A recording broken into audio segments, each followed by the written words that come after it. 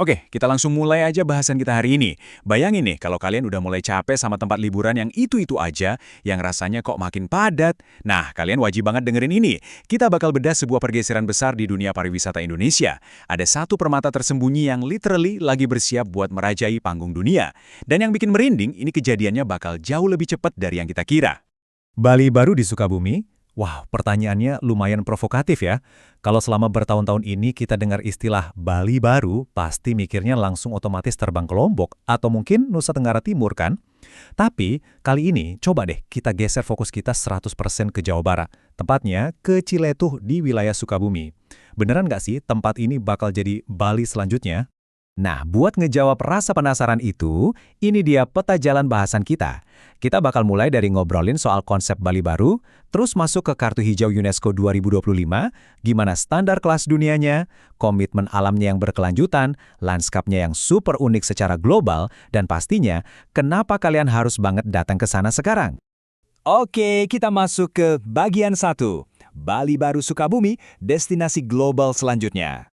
Gini ya, kita tuh sama sekali nggak lagi mau merendahkan atau nyaingin Bali. Bali itu butuh waktu sekitar 40 tahun pertumbuhan organik buat jadi ikon global kayak sekarang.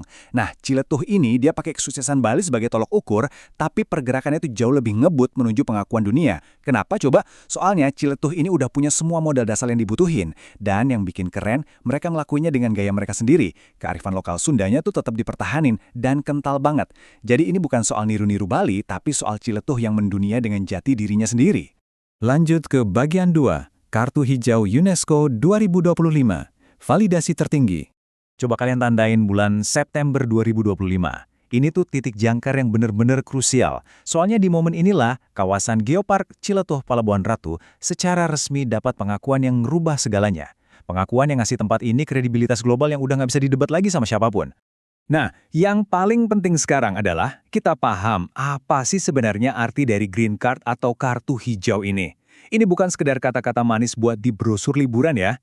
Ini artinya Ciletuh udah berhasil lolos audit revalidasi UNESCO yang super ketat, yang diadain tiap 4 tahun sekali. Dapat kartu ini sama aja kayak dapat bukti nyata di mata dunia kalau kawasan ini tuh emang punya kualitas kelas dunia. Mereka udah diuji dan mereka lulus dengan sangat memuaskan. Sekarang kita bahas bagian 3, menghadirkan standar kelas dunia. Geopark Bintang 5. Status kartu hijau yang kita omongin tadi tuh cara kerjanya mirip-mirip sama sertifikat hotel bintang 5. Kalau mereka nggak bisa maintain, ya statusnya bakal dicabut. Makanya, Ciletuh nggak cuma dituntut buat kelihatan cakep di foto atau dari tangkapan drone aja. Standarnya benar-benar nyata. Kayak toiletnya harus selalu bersih, sistem buang sampahnya harus jalan dengan benar, dan pastinya masyarakat lokalnya harus terus ngasih keramat tamahan. Ini tuh bukti kalau mereka beneran siap nyambut turis dari seluruh dunia dengan pelayanan maksimal, bukan cuma modal pemandangan doang. Masuk ke bagian 4, komitmen alam berkelanjutan. Berkembang tanpa menjual habis. Kalian pasti sering lihat kan, pas ada satu tempat mendadak viral, alamnya malah jadi hancur karena dieksploitasi habis-habisan? Nah, bedanya Ciletuh ada di sini. Pendekatan mereka tuh sangat pro lingkungan. Bukti nyatanya gini, habis nerima kartu hijau di September 2025, mereka nggak langsung ongkang-ongkang kaki. Di bulan Januari 2026 aja, udah ada jadwal buat gerakan menanam 1.000 pohon, bareng Bukit Sunset Hill. Ini ngebuktiin komitmen yang kuat banget, kalau mereka nggak asal ngejual lahan cuma demi cuan instan. Mereka secara aktif ngerawat aset paling berharga mereka, yaitu alamnya sendiri. Terus, coba kita lihat apa efeknya ke dunia bisnis. Upaya pelestarian yang niat ini tuh nyata-nyata narik perhatian ke dia banget. Buktinya, brand perlengkapan outdoor raksasa kayak Eiger aja sekarang lagi siap-siap buat investasi langsung di 5 kawasan wisata di Palabuhan Ratu. Kenapa mereka mau? Karena investor kelas kakap bakal masuk justru pas mereka ngelihat alamnya benar-benar dijaga. Efek dominonya, ekonomi ekowisata lokal bakal naik tajam, dan pertumbuhannya pasti jauh lebih berkelanjutan. Lanjut ke bagian 5, lanskap unik global. Hutan di atas laut.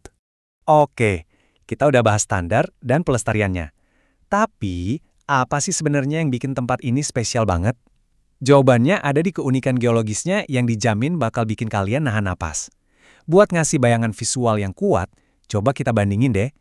Kalau Bali kan terkenal banget tuh sama kemegahan tebing Uluwatunya. Nah kalau di Ciletuh, mereka nawarin fenomena epik yang disebut hutan di atas laut. Bentuknya tuh bener-bener kayak amfiteater atau stadion raksasa alami yang diukir langsung sama bumi.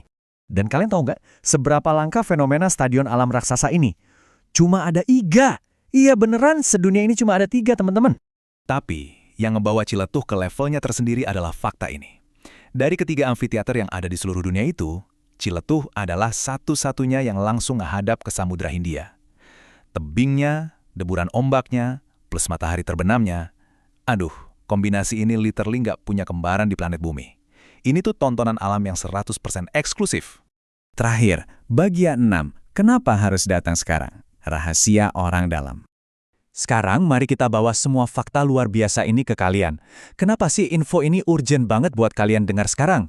Karena ini tuh rahasia yang nggak bakal bertahan jadi rahasia dalam waktu lama. Kayak kata salah satu bisnis lokal di sana, Dinas Ciletuh Pool and Cafe. Mereka ini contoh gimana warga lokal dengan mulus ngadaptasi standar global UNESCO, tapi harganya tetap super terjangkau. Mereka ngasih kalian kualitas internasional, tapi tetap pakai kearifan harga lokal.